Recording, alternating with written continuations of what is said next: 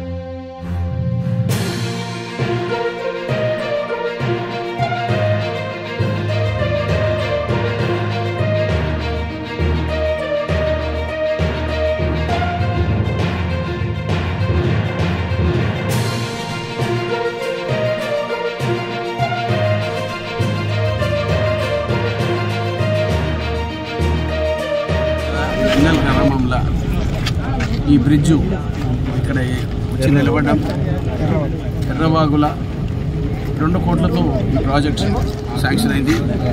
6 గ్రామాలు వాళ్ళకు ఒక ప్యాసేజ్ దొరికే అవకాశం ఉంది.